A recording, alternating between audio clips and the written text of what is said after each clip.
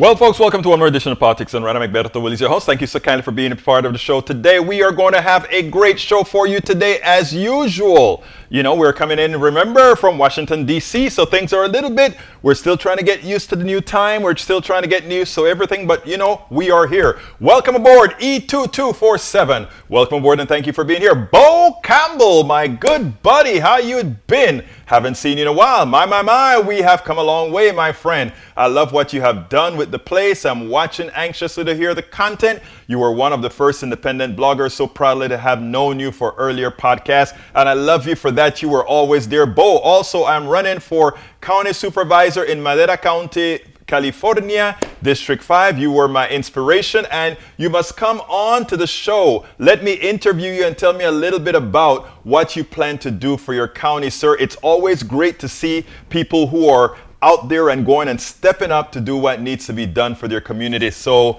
my blessings to you, Bo Campbell. Nanette Bird Smith, welcome aboard. Likewise, the duck that quacks. You know, I love to talk about that name, always gets to me, the duck that quacks. Well, you know, we're going to start on a solemn note today because we lost a powerhouse, you know, today in Colin Powell. Colin Powell was a trailblazer. Colin Powell did so much for showing that all of us, irrespective of what we look like, irrespective of everything, can be as much as we want to be. And Colin Powell showed it with his temper, his nature, not temper, his nature. He showed exactly how it was to be for a general to be. So thank you so kindly, Senor Powell, for having been who you are, for having done what you've done. And I did a little piece on Colin. Let's get to that, and then we'll take it on the other side.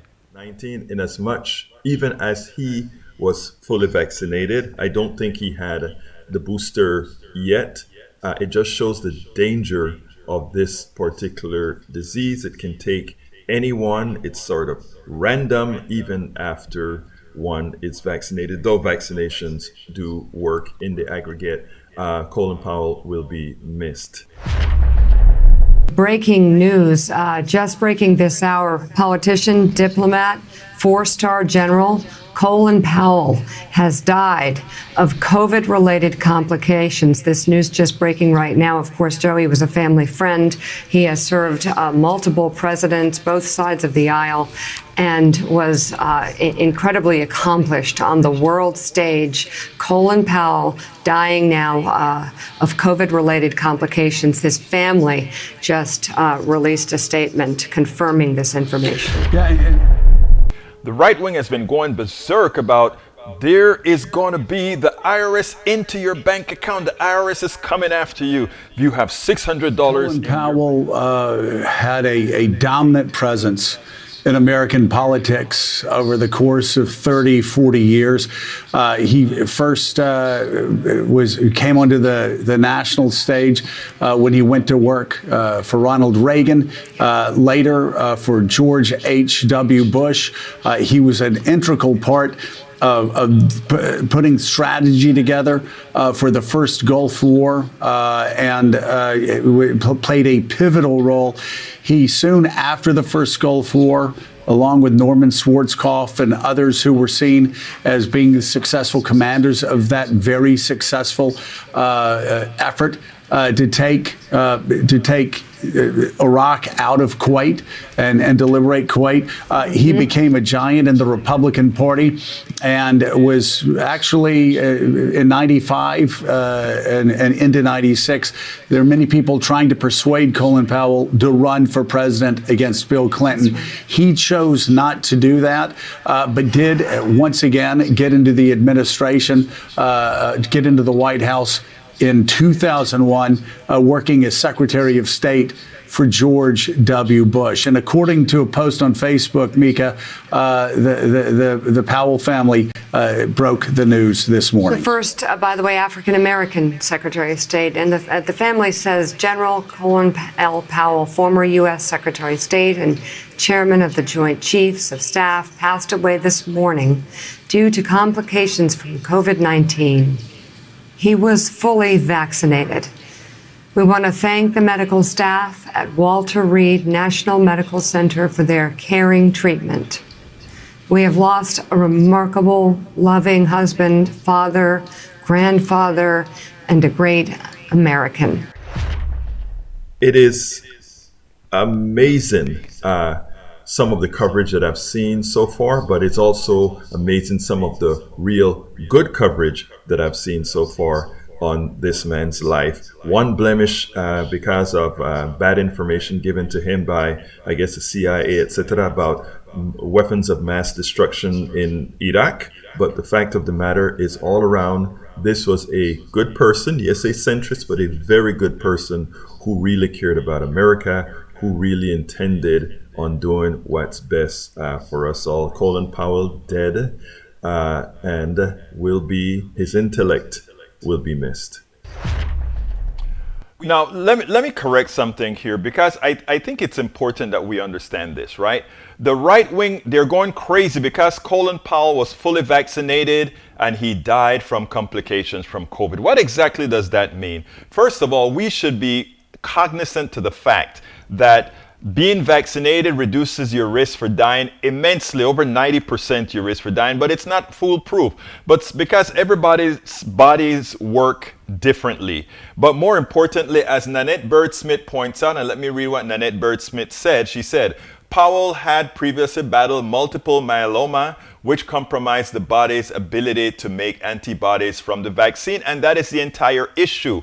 Many people, in as much as they get the vaccine, their bodies are so compromised that they do not produce the necessary antibodies to ward off the disease. So what a lot of folks on the right wing's doing right now is dangerous. It's not only dangerous, I think it is immoral. It's not only immoral, I think to some extent one can consider it, for those people who follow those who are misinforming them, in voluntary manslaughter, not even involuntary manslaughter, but voluntary manslaughter for putting out information there for others to believe into something being what it is. And welcome aboard, May Wood. Thank you for being a part of the Politics Done Right show today as well.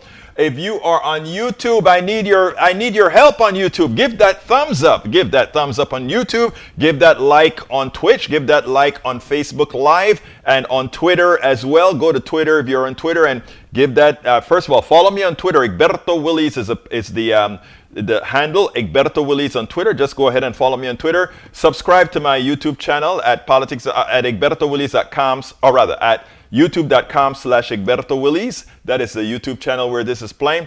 But you can always reach us as well at politicsdoneright.com/TV. politicsdoneright.com/TV. Folks, we can't do this without you. Anyhow, so what is the show going to be today? I didn't even start the show because,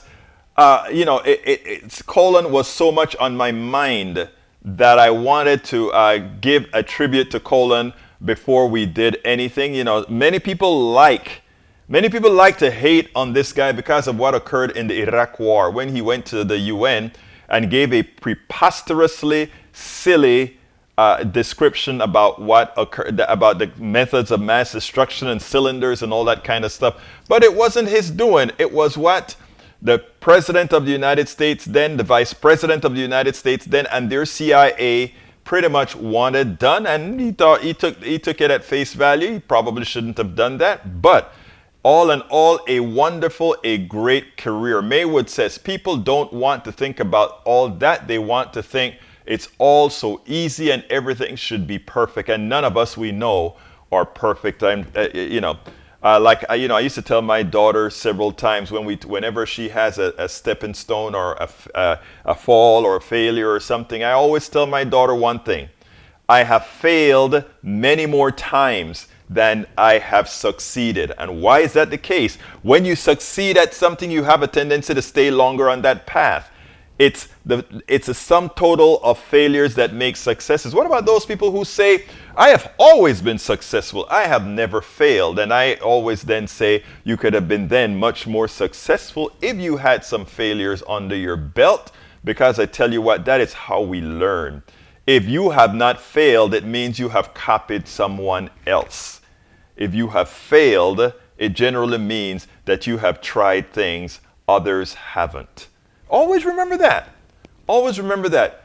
cherish failure for what it is. And in the case of El Señor Colin Powell, I would never consider what he's done a failure. What I do consider is that he opened doors for a whole lot of people by using his character, just like Jackie Robinson did in, I think, baseball, when they needed a special person, just like Barack Obama, and as much as I have some issues with Brother Obama at times, proved there are special people who are trailblazers because at times they have to take it for the better good of society altogether. So anyhow, welcome aboard, folks. We're going to continue with the show. What is the show going to be about today? Title of the show is, let's see, Democrats held hostage by Democrats. Right-wing IRS lies dispelled, Buttigieg shines, and rest in peace, our good brother, Colin Powell. Democrats are held hostage by their own IRS lies or dispelled. Transportation Secretary Pete Buttigieg, here's what he said in the folksy manner. Secretary of Transportation Pete Buttigieg schooled Chuck Todd by putting supply chain discourse in the proper context. Pete Buttigieg did not allow Chuck Todd to go unanswered, as he implied that the Biden administration had dropped the ball with supply chain problems. Buttigieg told the unfortunate truth. The private sector dropped the ball. We'll play that video a little later. We also have former Secretary of State Colin Powell. We just played that, so I'll leave that one alone. But additionally, we have the Secretary Mike, I can never say, Yagos, who came on to with Lawrence O'Donnell to explain the truth about the IRS. If you go to right-wing media right now, what you're going to find is they're going to be talking about, hey, the IRS, if you have $600 in your checking account, the IRS is coming after you. If you have any amount of money in your checking account, the IRS is coming after you. They want all the information they can get about you. And that is a lie that's going around there because rich people have started seeding media all over, including the New York Times, making it seem like there's this new spy, the IRS, is on you. I want to tell you a little bit of something. Let's see. Mike Cisak said it wasn't the private sector who caused the supply issue. It was several levels of government incompetence ruled by bureaucrats. Oh my God, I didn't realize that the government was in charge of ordering the containers on container ships. I didn't realize that when you look at it from a supply side and not demand side, that you make a mistake in the products you're going to order, and then later on you have to stack up on all these orders and fill these tankers to come in. I didn't realize that if 90% of truck drivers always quit their job, it's government who did that. Let's go ahead and play that piece, and then we'll take it on the other side. I mean, there's a lot of misinformation out there. As it turns out, I don't quite have the piece ready. Let's see, that is a piece about, actually, I do have that piece somewhere else. Let me go ahead and pick that up. But we have to remember this. It is always easy, right? It is always easy to blame the government. I want you to listen to this, and then we'll take it on the other side. It's the supply chain. It's the supply chain. You know, they want to blame the Biden administration for all these goods that are coming over from all these foreign lands to supply the American people with the products that they request, with the products that they're asking. And you know what? Pete Buttigieg did the right thing today, and we need to do this sort of thing to make sure that Americans don't get the false impression as to what's really happening in America. Check this out, and then we'll take it on the other side. Secretary Buttigieg, welcome back to Meet the Press. I want to start, obviously, with this issue of the supply chain. Your Secretary of Transportation, the ports, all of this is under your purview here. The big news you made was trying to establish a 24/7 operation now at as many of our nation's ports as possible. Well, let me ask you, this supply chain issue has been a problem for months. Why wait till this week to try that? Why weren't we at a 24/7 operation 9 months ago, 10 months ago, a year ago? Well, I can't speak to a year ago before this administration was in office, but what I can tell you is that as soon as the president came in, he issued an executive order to, I think in February, to look at the supply chain from all angles. Now, one of the things that we started looking into earlier this year was these expanded operations. If you think about the scale and the complexity of these ports, obviously it's not something that you can do overnight. But after bringing together the players, agreeing that this was a good approach, seeing the pilot launched in Long Beach, and now being able to announce, as the president did last week, that LA is also going 24/7, we've got major progress on that front. Now, that's just one piece of a very complex puzzle, where you got the terminals, the rail piece, you got the warehouses, the drivers, and we're working on all of those angles. But let's remember, these are private sector systems. This is a capitalist country. Nobody wants the federal government to own or operate the stores, the warehouses, the trucks, or the ships or the ports. Our role is to try to make sure we're supporting those businesses and those workers who do. There's some that would like to see deploying of the National Guard, maybe even use of the U.S. Navy at the ports themselves. The National Guard. The state of Massachusetts is using the National Guard to fill a gap of school bus drivers, right? Is there any reason why you wouldn't use the National Guard to try to get more truck drivers on the road? Well, right now we're focused on some other steps that we think are making a difference, including my department working with the state DMVs to cut some of the red tape for issuing commercial driver's licenses. Look, we're constantly going to reevaluate all of our options, but the steps we're taking right now are going to make a difference. And let's also acknowledge we have some more profound issues in our economy. Look at truck driving. If you look at the large employers of truck drivers, the annual rate of turnover is 90%. That tells us that there's something deeper going on than any short-term fix is going to address. Truck drivers want to be paid. They want to be respected. The Secretary of Labor, Marty Walsh, and I have been speaking out about this from earlier this year. And if we're not dealing with these deeper issues in our economy, just like we've got to deal with deep issues in our infrastructure, then these shorter-term measures are really not going to be enough. That's why we have things like the infrastructure bill, like the Build Back Better plan, that are really going to set up America for success in the long term. We've got a short-term problem.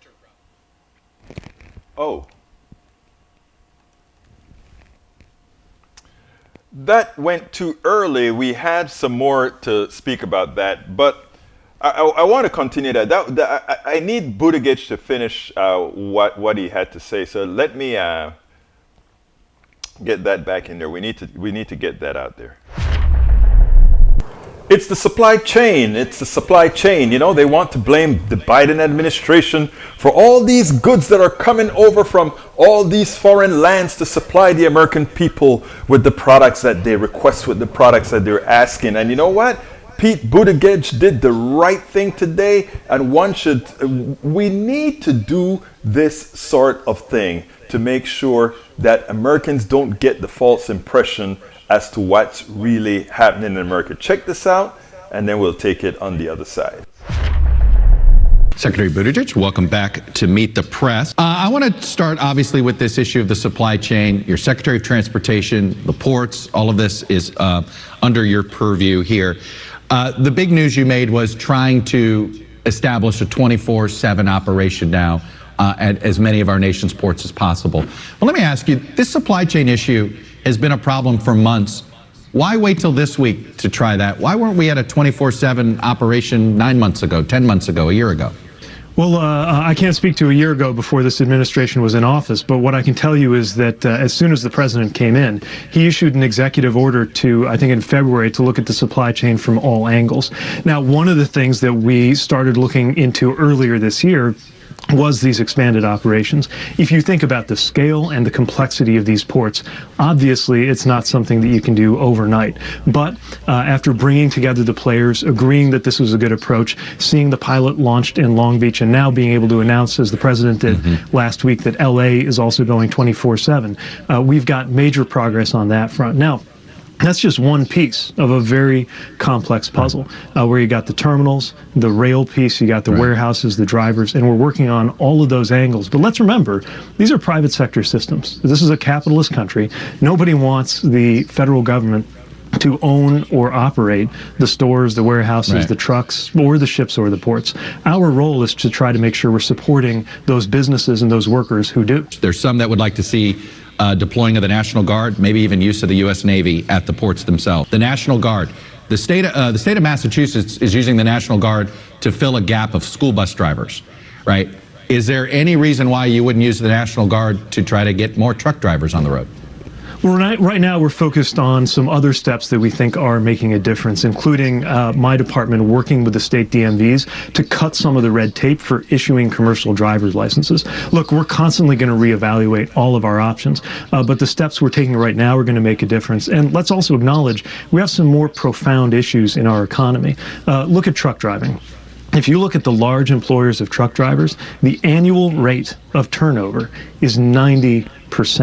That tells us that there's something deeper going on than any short-term fix is going to address. Truck drivers want to be paid. They want to be respected. The Secretary of Labor, Marty Walsh, and I have been speaking out about this from earlier this year. And if we're not dealing with these deeper issues in our economy, just like we've got to deal with deep issues in our infrastructure, then these shorter-term measures are really not going to be enough. That's why we have things like the infrastructure bill, like the Build Back Better plan, that are really going to set up America for success in the long term. We've got a short-term problem here, just like, look, we've got, most of our ports are out of date technologically, right? So, it'd be great to sort of build some new ports and have some, but some of these things take time. It sounds like what you're saying, setting up the country for is, do you agree, do you concur that this is going to get worse before it gets better? We're doing everything we can for the short term and the long term. And there are some X factors out there on everything from, pandemic related closures of factories and ports in Asia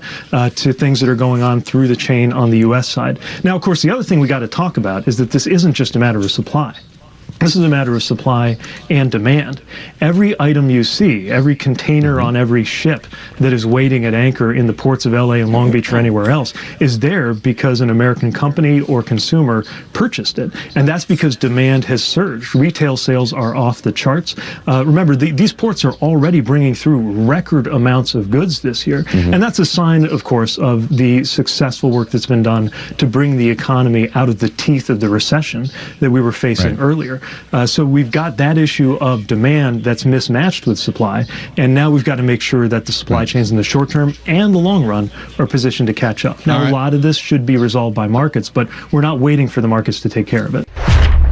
We're not going to be waiting on some mythical false market created by a whole bunch of guys who really are just in for it for you know what. Anyhow, it is important the points that he made. First of all, he said, hey guys, please remember the supply chain problem is not a problem created by the government, it's a problem created by the private sector. After all, we're a capitalist country. We're a capitalist country that you guys don't want the federal government having too much of a footprint in it, right? That's what you said. And then secondly, he made it clear that, wait a minute, one of the problems that's messing with the supply chain is we don't have enough truck drivers. Oh, what again? 90%. There's a turnover rate of 90% in the truck driving industry. What does that tell you? That tells you that folks don't want to pay the truck drivers enough to keep them employed. So whose problem is that again? Oh, that's right. It's the private sector failing. And by the way, the ports are dilapidated. They don't have new equipment. And by the way, you don't want the government in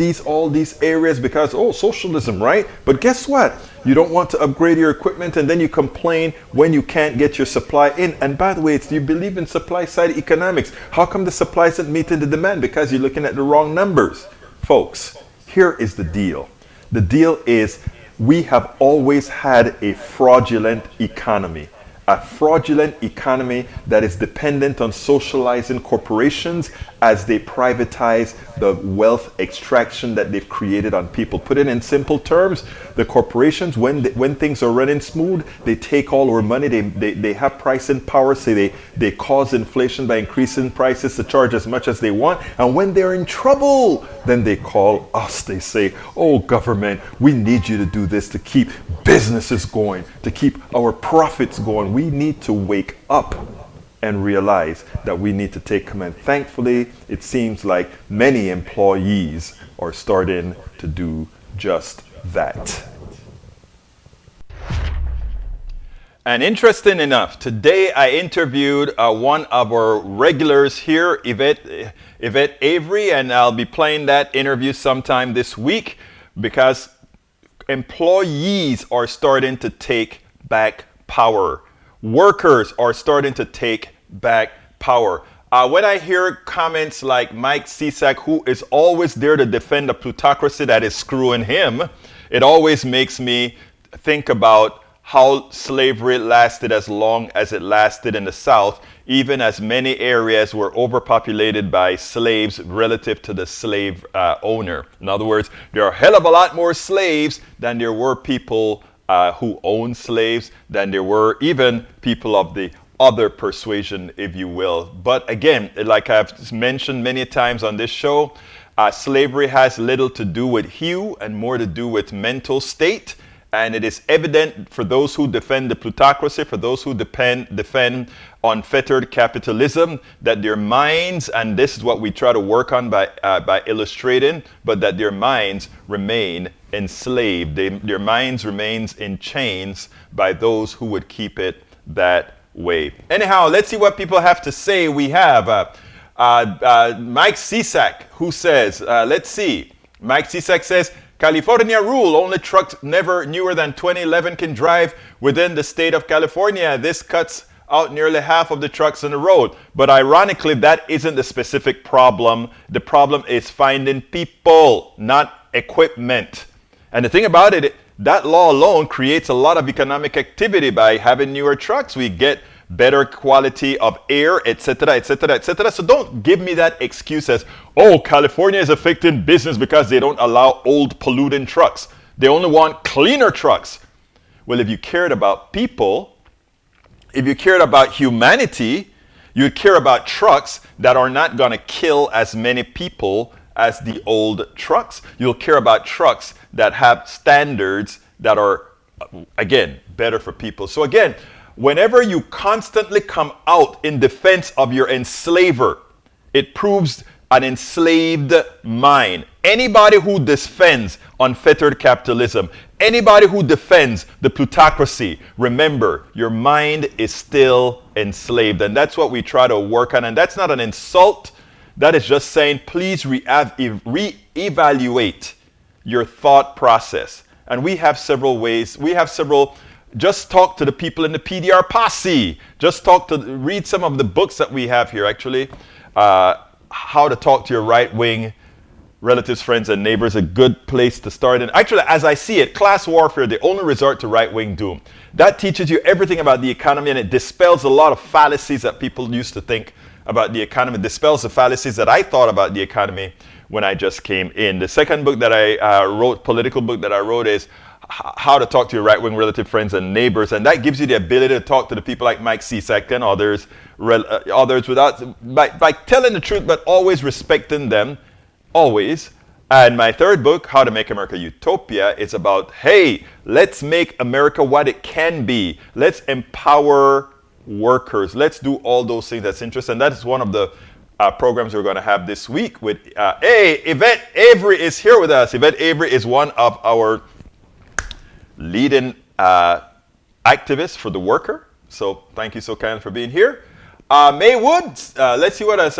We had Bridge MCP that said something prescient. Let me get the Bridge statement. She said, where is it? I have like 3 screens now that I have to navigate. Never heard that, Mike, but California is expected to adopt a landmark rule on Thursday that requires more than half of all trucks sold in the states to be zero emission by 2035. That's a good thing. In addition, being an import for over 20 years, dealing with the ports in California and Virginia, there are so many issues. One being the industry. When something done, bribe me. Need the stamp, bribe me. We bought in over 200 containers a week, 8 warehouses from New York and Washington. Now add in the lack of technology, drivers, demand. It's a mess. Go to Singapore. Go to all those other container ship areas and see the technology they are using, but we think we are exceptional. We are exceptional because we say so. Just read it. No, we are exceptionally thieving to our own. We don't invest in our locally. So by not doing that, we fall behind. And then we tell people, oh, it's because of government. No, it's not because of government. It's because of greedy plutocrats. It's because of unfettered capitalism. It's because of you spending, instead of spending your money to upgrade your systems, you spend your money to fool people like Mike Cisak into believing the things that the things that he believes, and maintain an enslaved mind. All right, let's continue here. Let's see what else we got here. We have Newman Ahmed. Welcome aboard. Mike says, price for diesel fuel in California now top $5 a gallon. Make it difficult for truck drivers to make a living. You know, it's not the government that prices gas. You know, I love when they talk about inflation, right? They're like, look, inflation under Biden. The government has nothing to do with inflation. The government doesn't set prices. The time that Nixon tried to set with price and wage and price controls, you guys went berserk. It's your evil people who set prices. Eggs don't have to cost what it costs. Milk doesn't have to cost what it costs. Celery doesn't have to cost what it costs. Hell, they don't even pay the people who pick the celery the kind of prices when they give these crazy price increases, talking about supply and demand. It's a lie. Whenever you hear inflation, remember, somebody is setting that price. And that price is set by, you know what? I can increase the price because I have the power to do that. Stop believing that somehow price increases is simply a supply and demand issue. It's a theft issue as well. I can take your money because you have to take that from me. Inflation is due to government is one of the most silly statements one could make. You can't say inflation is caused by government. Also, you can't talk about believing in supply and demand and capitalism and make a statement like that. It is mutually exclusive, and printing money does not cause inflation if that money, if there's enough work to be done and if there's enough products on the market. Inflation is supposed to be caused simply by shortages. And if you don't have shortages, there's not a shortage of oil, people. Remember that. False shortages to increase prices is what the private sector does. They can pull as much oil as they want out of the ground to meet demand, but they don't, because they can save their reservoirs and at the same time maximize the amount of money they make per barrel. Don't ever buy into some inflation being some automatic thing based on supply and demand only. It's based on the evil of the plutocracy. Please, we've been fooled for so long. We've been fooled for so long. Now what's happening now is a lot of the American workers are getting smart. And they're saying, you can't make a penny if I don't work. So let's see who dies first. We're used to the pain. You put us down so far that feeling a bit more pain is not going to be much. But when you feel pain, when you start losing the fortune that we made for you, then there's an issue. We had to give our drivers going to the port at least $1,000 cash, small bills, just to get our goods. That isn't the government. Thank you very much, Bridge MCP. You hit the nail on the head. Again, there are those with the enslaved minds that they constantly try to find a reason why their masters are screwing them. So if you look at Mike Cisak, he's trying to find a reason why his master is screwing him. Inflation is due to government. Money printed by government. Oh my God. It couldn't be those evil enslavers that I have that's causing the problem. Remember, unenslave your mind. And once you do that, I promise you, things get better. Let's go ahead and go to the other video where we talk about IRS. There's this big IRS lie going around. Oh, the IRS, if you have $600 in your wallet or in your bank account, the IRS is coming after you. Oh, it makes no sense. Check this out, and let's go ahead and do this. The right wing has been going berserk about there is going to be the IRS into your bank account. The IRS is coming after you. If you have $600 in your bank account, watch out. The IRS is looking for you, when it's nowhere close to the truth. But you know what? A lot of times those type of statements cauterize themselves and become a reality to many. Well, let's go ahead and dispel that rumor. The reality is what we're trying to do is collect money owed by wealthy people who have been living as parasites on us all. Check this out. Mr. Secretary, thank you very much for joining us tonight. I really appreciate it. So, in the New York Times reporting and in others that I know you've seen, there's this hysterical language about monitoring our bank accounts. The IRS is going to be monitoring our bank accounts if we have more than $600 in them, which is to say all of our bank accounts every day, every transaction being watched by the IRS. Is that what you're proposing? No, it's not what we're proposing. What we're proposing is making sure that our tax system is fair. What we know today is that wealthy Americans are less likely to pay taxes. For example, the top 1% of earners in our country underpay taxes each year by more than $150 billion each year. They don't make money the way that the woman who works in advertising does, or a teacher, or a longshoreman does. Each one of those people get a W-2 at the end of the year that's sent to them and also sent to the IRS. It allows us to verify how much money they made and how much in taxes they need to pay.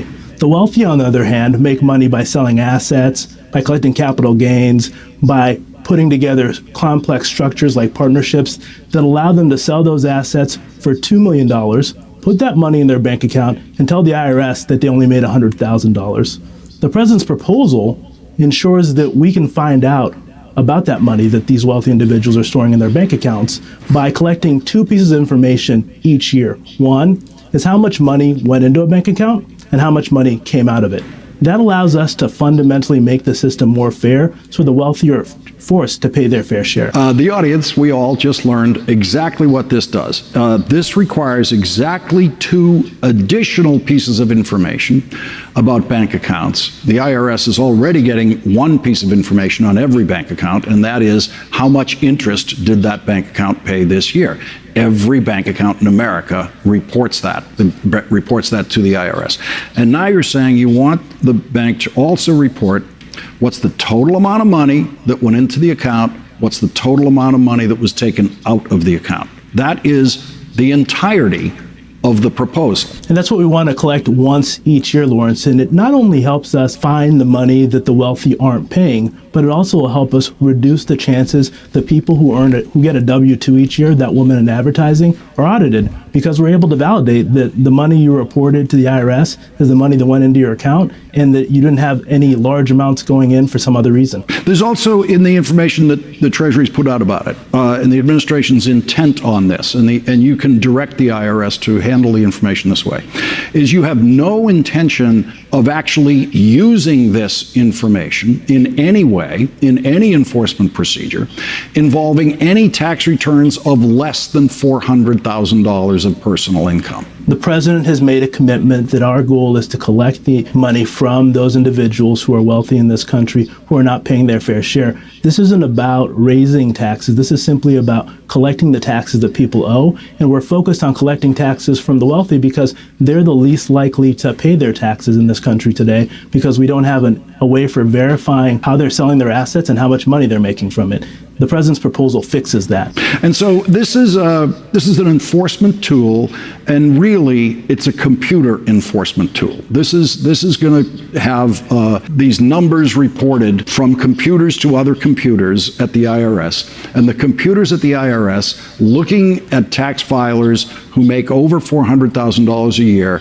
They're going to look at those cash flow numbers in the bank accounts and see if there's something weird about it. And if there's something weird about it, that will trigger that return being pushed out onto the assembly line there in an IRS return center for another look. And it doesn't mean that there's an audit that's going to happen after that. It's just one of the trigger devices that can pop a tax return out for further examination. Lawrence, for the people who pay their taxes on a regular basis, this will reduce the chances that they are audited, and it'll allow us to see information on those people who have been trying to hide money from the IRS going forward. As you said earlier, it's two pieces of information we collect annually on a form that your bank already sends to the IRS, and it's information that your bank is already collecting. How much money went into your account and how much money came out of your account each year. For the first time ever reading a New York Times account of a tax proposal, I just couldn't quite believe what I was reading. And so we immediately went to work, the last word staff, starting Monday with the Treasury, about what is going on here. And I appreciate all the clarifications we've gotten, and I'm sure the audience appreciates the clarification you've delivered tonight. Deputy Secretary of the Treasury, Wally Adeyemo, thank you very much for joining us tonight. Wally Adeyemo cleared it all up. Don't believe the lies that the right wing or they're putting out there. And it's funny because this only affects these rich people that the right wing somehow believe they have something in common with, right? And that's who they are supporting as far as lying to you, letting you believe like there is no reason for us to look into these bank accounts. Guess what?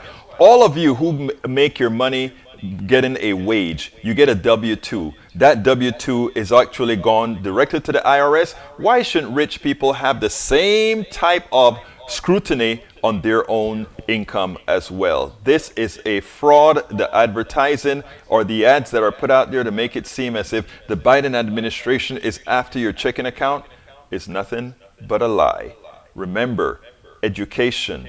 Remember, awareness. Remember, insightfulness and knowing things is a lot better than what ignorance allows you to do against your own best benefits. Well, and that's absolutely true. Hey, by the way, folks, thank you so kindly, Bridge MCP. I always forget to do that, so let's go ahead and do it. Folks, if you're listening to the show, please don't forget to give us that thumbs up on YouTube, that like on Facebook, as well as that like on Twitch and everywhere else. I want to thank you guys for being here with me. Please go ahead and support us. Click that join button. Click the join button on YouTube if you're here with us.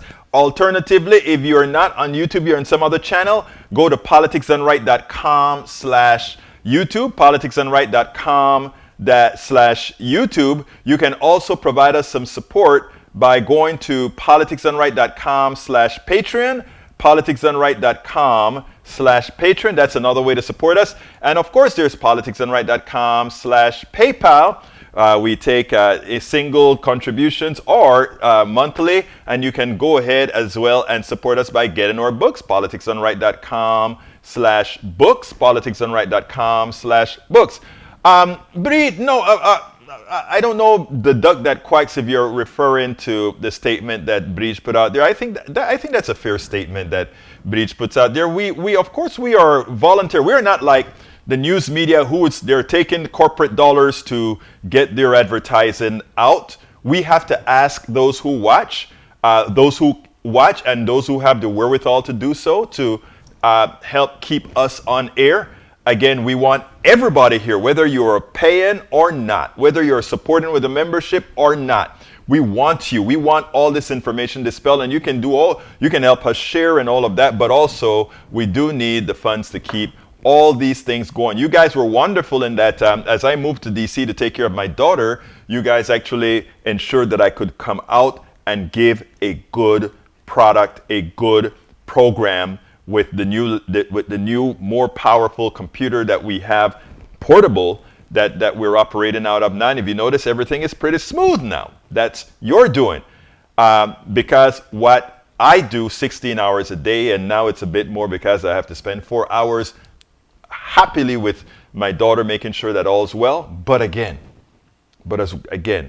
we do need your support. So please, if you're on YouTube, click that join button. If you are on PayPal, go to politicsdoneright.com/PayPal. On Patreon, go to politicsdoneright.com/Patreon. Patreon is spelled Patreon. Did I forget anything? Yes, I forgot one thing. We have a catch-all for all of our support. Well, before, I still have my I didn't close the GoFundMe because, with the bills and all that good stuff for the parking, it goes crazy. So I still have the GoFundMe for the show, but you can find a catch-all for supporting this show and all that we do with our blogs and our videos, etc. at politicsdoneright.com/support. Bridge MCP wants an Ashley update. Ashley, let's see. Ashley's update says she is improving slowly, steadily. Her eyes are starting to get better as far as she had a little bit of motion issues with her eyes. That's getting better. She can read fine now. She's getting up, going to the bathroom, and coming back to bed by herself pretty much. They want supervision still because of the way of the walking and the left side being completely weak. But she sent me a text today, said, "Daddy, I have been in therapy all day and I still have another hour or two to go." I think it's actually another hour to go because I'll be there right after the show. So thank you for asking. Ashley is improving. Thankfully, she's improving. For a minute, I'll be honest with you all. For a minute, I thought that's a horrendous feeling. For a minute, I didn't know what I was coming to. I really didn't. And, for me, everything now is icing on the cake. And I tell her that directly. It's icing on the cake. She's here with me. She can hear me. She can see me. It's just wonderful. Anyhow, enough of the personal stuff. Let's get busy. I have one more video to show, but I don't have. Let's see if I have the time. When democracy, I'll do that video tomorrow because I want to do that video justice. So I'll do that video tomorrow. Bridge MCP says, good for her, slow, steady. She will get there. Bridge, your positive affirmation and the positive affirmation from a lot of you around here has been immeasurable. That's all I can say. Immeasurable. You actually feel like you have a cocoon around you from the good feelings from family, friends, PDR Posse. Well, PDR Posse, you guys fit two bills. You're my family and you're my friends. Including you too, Mike Cisak. You're not a bad person, but you're saying when you tax corporations, higher this cost is passed on to customers, causing inflation. Of course, but when you tax them, you can tax away whatever they take from the people and then apply that to further help the people. You see, the thing about it is you all missed the point. Not you all. Mike Cisak, you missed the point. I want to tax the hell out of corporations until they see that if they keep screwing people, they won't keep the monies that they're stealing from the people. Okay? Thank you very much, the Duck That Quacks. I appreciate that statement. I watch you because you are 100% human, EW real. I appreciate that. Nanette Bird says, love, light, and healing energies to Ashley. Thank you, my beautiful Nanette. And the thing is here is that today I'm concentrating on Mike Cisak a lot, and the reason I'm concentrating on Mike Cisak is the way Mike Cisak thinks was inputted in his mind from a particular type of ideology, and it's pretty sticky. And it's not only sticky for people like Mike Cisak, right? It's sticky for others. Mike says if corporate tax rates gets too high, they will go overseas and import. Let me tell you something. Let them go overseas. The reason why they stay in America is because America is there to defend them. We have the greatest military on the earth, not for the American people, but to defend the corporations. Let them go. Because you know what foreign governments do? When they get tired of the crap that you put out, they just nationalize you. And if you're no longer an American company, the countries that nationalize you have no fear of the American military coming to defend a company that's not American. So you see, the naive thing for people to believe is that somehow corporations are benevolent. Glad to hear my prayers for Ashley are having an effect. Thank you, Daniel. I always knew you're a good person, but we fight, but you give me a hard time, but you know we're all right. You give me a hard time though. You do. Anyhow, let's see. They're already baby. Okay, let's see what else we have to answer before I go. I got about 4 minutes more, people. So send me some questions or statements that you want me to put out there. I got 4 minutes to go. So give our 1 hour podcast listeners something to talk about. Mike Cisak says, Bridge MCP, and we're suffering for it. Supply chain broken down. The supply chain is broken down because the private sector failed. Instead of investing in their system, they took the money and ran. They gave the money to the shareholders. They gave the money to the corporate executives. Remember that. It's money not reinvested to make a more efficient system. Take a look at Hong Kong. Take a look at all these other smaller countries and go to their ports. When I went to Xi'an and stopped by in Taipei, not Taipei, in Hong Kong, it was amazing. When I went to Taiwan and see their system, it was amazing. Thank you very much for remembering that. Bridge, because they took jobs overseas, is one of the reasons as well we import more than one would expect us to import, meaning there's much more we could have done here in America. I gave a piece from Farid Sakadia a few days ago where we said if we had just forget about tariffs, just let the system flow. It's amazing how things would work, not necessarily run into the smallest denominator. The Duck That Quack says, what did the government do with all the toilet paper a few months back, Mike? Again, thank you very much for reminding Mike about that. Hong Kong was the most free market. No wonder they had such good systems. Hong Kong, you know what? Here's what's so funny about it. We have a right-wing brother, Mike Cisak, who is supporting Hong Kong free markets that's able to do what they're doing because they are a dictatorship. See? You see, you remember everybody always talk about capitalism and freedom, right? That's what they like to say that. But Hong Kong, a dictatorship, think about this. Hong Kong, a dictatorship who dictates how things are going to happen, he is calling a free market. Think about that. That is how distorted our education system is, that people don't understand places like Hong Kong and Singapore and all these places have nowhere close to a liberal democracy. Nowhere close. But he's talking about, oh, it's a free market. I always told you that the largest capitalist country following America is not Europe, the European Union. It's China, a very communist country. Hong Kong is a dictatorship run by China, whether you want to accept that or not. Singapore is a dictatorship, okay?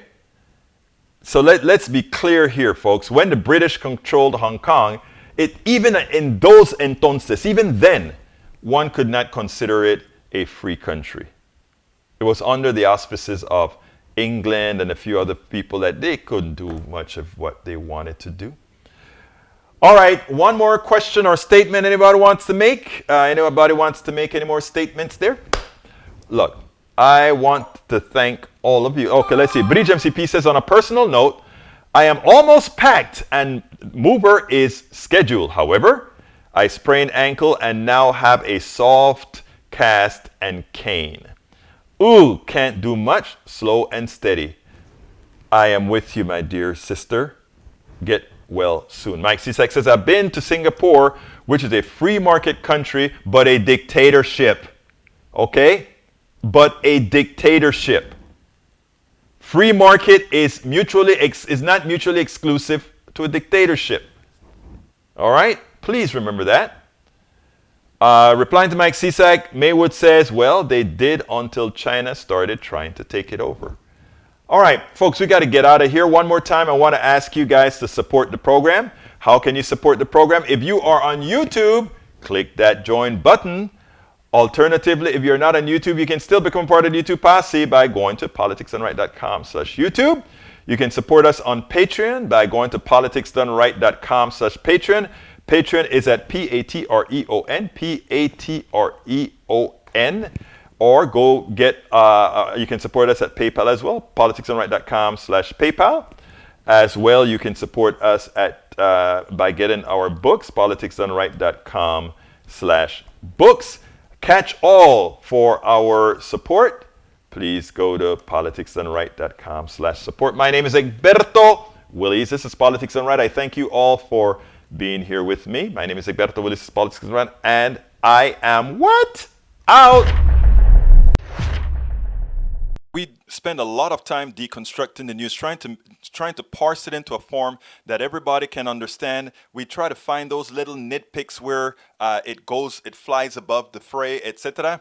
If you really like these videos that we do, I want to ask a big favor. Please go ahead, number 1, subscribe to our channel, and number 2, please join if you can. Thank you so kindly for watching. Keep watching. Please remember to share. We must populate the entire internet with our progressive message, a message that we know is what most Americans say that they want. So help us, please join.